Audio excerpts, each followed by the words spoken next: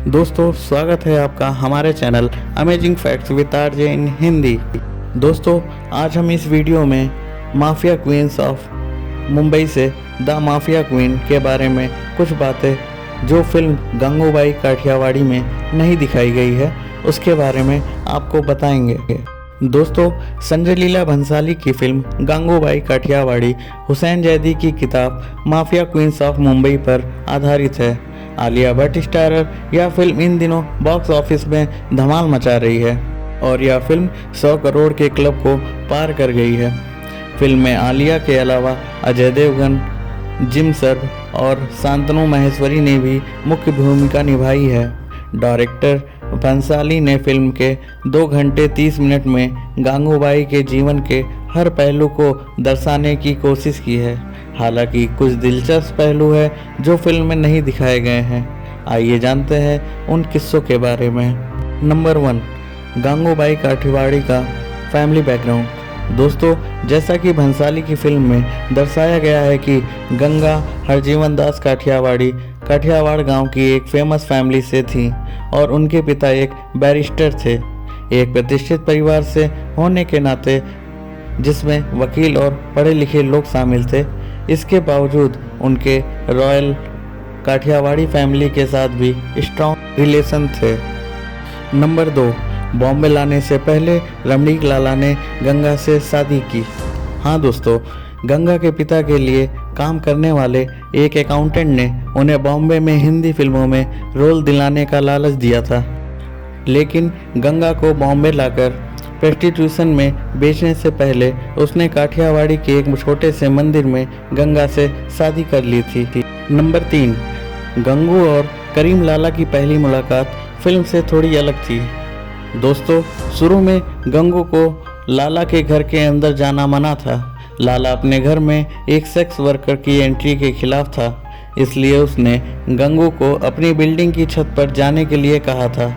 किताब के एक पार्ट में लिखा है, जब करीम लाला अपनी छत पर गए तब उन्होंने देखा कि गंगू को जो नाश्ता परोसा गया था उसमें से उसने कुछ भी नहीं छुआ था। तब उसने गंगू से पूछा, तुमने क्यों नहीं खाया?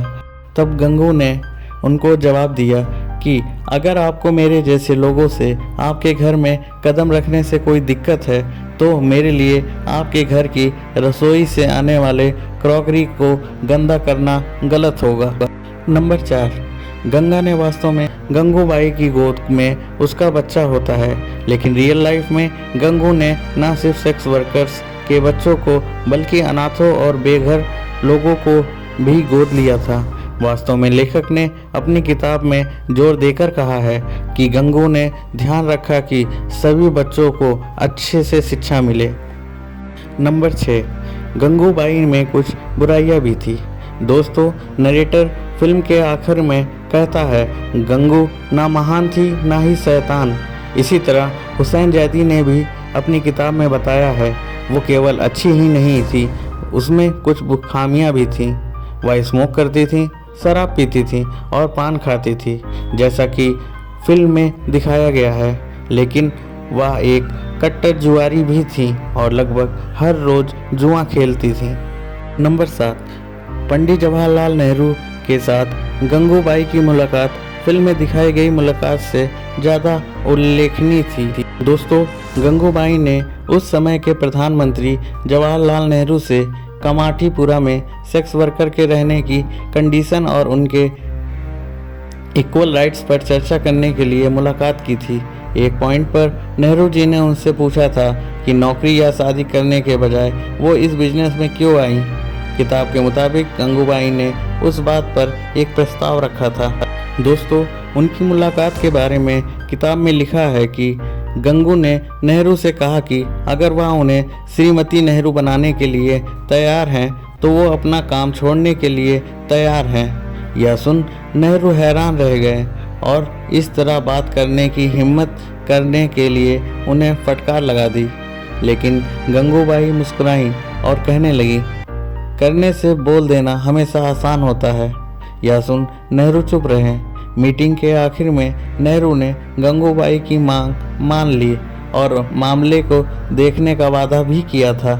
दोस्तों ऐसी ही रोमांचक जानकारियाँ जानने के लिए आप हमारे channel amazing facts with RJ इन हिंदी को सब्सक्राइब करें, वीडियो लाइक करें, नोटिफिकेशन के लिए बेल आइकन जरूर प्रेस करें।